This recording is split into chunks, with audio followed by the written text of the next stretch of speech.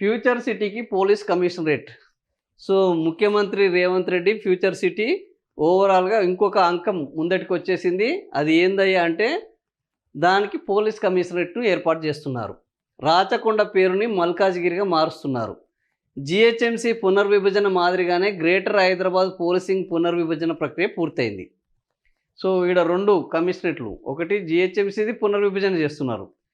ఒక జీహెచ్ఎంసీని 3 కార్పొరేషన్లు చేయాలన్న ఆలోచనలో ప్రభుత్వం ఉన్నది. ఇక దీనికి సంబంధించి ఫైనల్‌గా ఒక నిర్ణయం, అధికారికంగా నిర్ణయం బయటికి రావాల్సి ఉంది.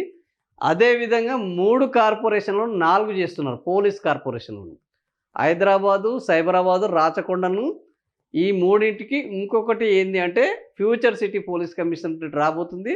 రాచకొండ పేరుని మల్కాజిగిరిగా మార్చబోతున్నారు. అందులో కొన్ని ప్రాంతాలను కలిపి ఇక్కడ ఈ రాచకొండలో ఈ ఫ్యూచర్ సిటీలో కలపబోతున్నారు. రాచకొండలో ఉన్న అంతర్భాగంగా ఉన్న యాదాద్రి భువనగిరిని వాళ్ళు మళ్ళా కమిషనరేట్ నుంచి తప్పించి జిల్లా స్థాయికి మార్చడం జరుగుతుంది. సో, దానికి కొత్తగా కమిషనర్లు రాబోతున్నారు. 4 కమిషనర్లు 4 కమిషనరేట్లకు రాబోతున్నారు. జీహెచ్ఎంసీ పునర్విభజన మాదిరిగానే గ్రేటర్ హైదరాబాద్ పోలీసింగ్ పునర్విభజన ప్రక్రియ పూర్తయింది. ఇప్పుడున్న 3 కమిషనరేట్లకు అదనంగా కొత్త ఫ్యూచర్ సిటీ కమిషనరేట్ రానుంది. దీంతో పాటు ప్రస్తుత రాచకొండ కమిషనరేట్ పేరును మల్కాజిగిరిగా మారుస్తున్నారు. సో, ఓవరాల్‌గా ఫ్యూచర్ సిటీకి పోలీస్ కమిషనర్‌గా సుధీర్ బాబు రాబోతున్నారు. మిగిలిన 3 కార్పొరేషన్లకు అవినాష్ మహంతి, రమేష్ రెడ్డి, అక్షాంశ్ యాదవ్ వీళ్ళు రాబోతున్నారు. ఈ 4 కమిషనరేట్లను అంటే పొద్దున లేస్తే ముఖ్యమంత్రి Revanth Reddy police commissionerate command control సెంటర్లోనే రివ్యూలు నిర్వహిస్తున్నారు. ఎక్కువ హోంశాఖ మంత్రిగా ఆయనే కొనసాగుతున్నారు. ఈ శాంతి భద్రతల అంశాన్ని పక్కన పెడితే పోలీసులతో పాటు ఆయన మంచి ర్యాపో అయితే మెయింటైన్ చేస్తున్నారు. సో, పోలీసు విభాగాన్ని తన కంట్రోల్లో ఉంచుకునే ప్రయత్నాలు ఎప్పటికప్పుడు చేస్తున్నారు. ఈరోజు ఈ 3 పోలీస్ కమిషనర్లతో పాటు 4 పోలీస్ కమిషనరేట్‌ని మనం నిన్ననే అనుకున్నాం. గత ప్రభుత్వంలో ఉన్న గుర్తులను, గత ప్రభుత్వం చేసిన వాటిని మార్చి తన మార్కును ప్రదర్శించాలన్న ముఖ్యమంత్రి రేవంత్ రెడ్డి అందులో భాగంగా ఇప్పుడు అటు మున్సిపాలిటీలోను, ఇటు పోలీసులోను తన మార్కుని చాటాలనుకొని ఈ 3 కమిషనరేట్లను 4 కమిషనర్లు చేశారు. కొత్త కమిషనర్లను తీసుకొస్తున్నారు. కొత్త వాటికి సరిహద్దులను నిర్ణయిస్తున్నారు.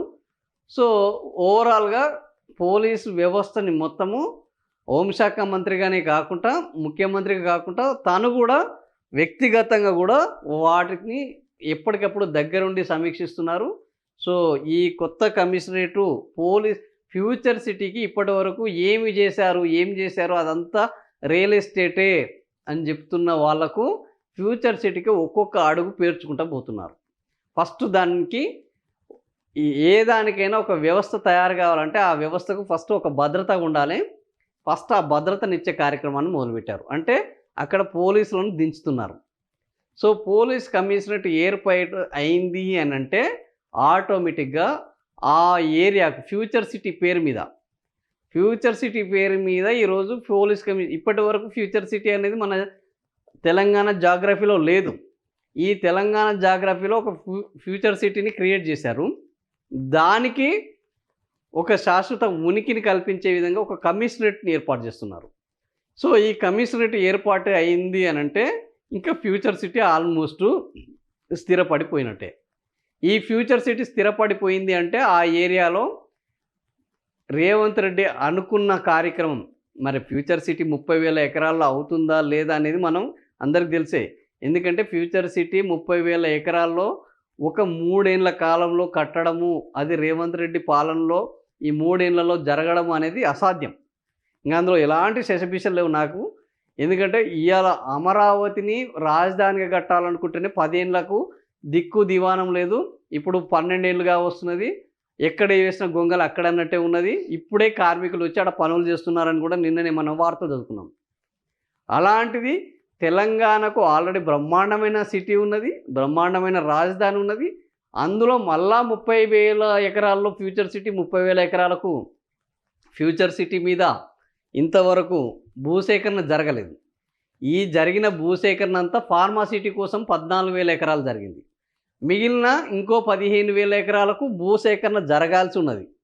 సో ఇదంతా ఇప్పుడు అయ్యే కార్యక్రమం అంటే ఇప్పుడు అయ్యేది లేదు, పోయేది లేదు. మరి ఎందుకు ఫ్యూచర్ సిటీ వెంటనే కమిషనరేట్ వచ్చింది అనంటే, ఫ్యూచర్ సిటీ పేరు మీద అటువైపు ఉన్న ఇప్పుడు చర్చ జరుగుతుంది ఏంటంటే, భారీ ఎత్తున ఆల్రెడీ బినామీల పేరుతోటి భూములు కొనుక్కున్నారు. ఈ భూములకు రేట్లు రావాలి అని 2 ఏళ్ల నుంచి ప్రయత్నాలు చేస్తున్నారు. కానీ రేవంత్ రెడ్డి చెప్తున్న దానిపైన మార్కెట్లో నమ్మకం కలగట్లేదు. ఈ ఫ్యూచర్ సిటీ వస్తుందన్న నమ్మకాన్ని కల్పిస్తే తప్ప ఈ భూముల రేట్లు పెరిగే అవకాశం లేదు. అక్కడ డెవలపర్లు వచ్చే అవకాశం లేదు. రియల్ ఎస్టేట్ యాక్టివిటీ పుంజుకునేది లేదు. సో ఈ రియల్ ఎస్టేట్ యాక్టివిటీని మరింత పెంచాలన్నా, అక్కడ కొత్త కొత్త కంపెనీలను, రియల్టర్లను తీసుకురావాలి అన్నా, అక్కడ ఉన్న భూములకు ధరలు పెంచాలి అన్నా, దీనికి ఒక నమ్మకం కల్పించాలి ఈ ఫ్యూచర్ సిటీకి. ఈ ఫ్యూచర్ సిటీ తయారవడం తర్వాత, బట్ ఫ్యూచర్ సిటీ వస్తుంది అన్న నమ్మకాన్ని కల్పించాలంటే దానికి ఒక చట్టబద్ధత తీసుకురావాలని ఆ ఫ్యూచర్ సిటీకి ఈరోజు కమిషనరేట్ను తయారు చేశారు. పోలీస్ కమిషనరేట్ తయారు చేశారు. అక్కడ శాంతి భద్రతలకు కొదవ ఏర్పడి కాదు, అక్కడ పోలీస్ స్టేషన్లు లేక కాదు, ఇప్పుడు కొత్తగా అది రాష్ట్రంలో చేరింది కాదు. ఈ పునర్వ్యవస్థీకరణకు ఏదైనా ప్రాతిపాదిక ఉందా ఫ్యూచర్ సిటీ మీద చేయాలి అని అంటే, ఆ ఏంది సైబరాబాద్కు దగ్గరలోనే ఉన్నది, ఇటు హైదరాబాద్కు దగ్గరలోనే ఉన్నది ఈ ఫ్యూచర్ సిటీ. ఎక్కడో దూరాన కూడా లేదు. కాకపోతే ఏంటంటే ఆ ఏరియాలో ముఖ్యమంత్రికి సంబంధించి పెద్ద ఎత్తున ఈ వ్యవస్థ కొనసాగుతుంది. ఆ వ్యవస్థను బలపరచుకోవాలి, ఆ వ్యవస్థకు ధరలు పెంచుకోవాలి అని అంటే ఫ్యూచర్ సిటీకి ఏదో ఒక గుర్తింపుని జనాల్లో కల్పించాలి. ఆ జనాల్లో కల్పించేది బలమైన గుర్తింపు ఏంది అని అంటే, ఒకటి జిహెచ్ఎంసీని పునర్వ్యవస్థీకరించడం, ఒకటి పోలీస్ కమిషనరేట్ను పునర్వ్యవస్థీకరించి దానికి ఫ్యూచర్ సిటీ కమిషనరేట్గా తయారు చేయడం అనేది ఇప్పుడు అక్కడ జనాల్లో కానీ, అక్కడ ఉన్న రియల్టర్లలో కానీ, అక్కడ ఉన్న కంపెనీల్లో కానీ ఒక నమ్మకాన్ని కల్పించారు ముఖ్యమంత్రి. సో ఒక్కొక్క అడుగు జాగ్రత్తగా తను అనుకున్న లక్ష్యాల వైపు ముఖ్యమంత్రి రేవంత్ రెడ్డి వేస్తున్నారు.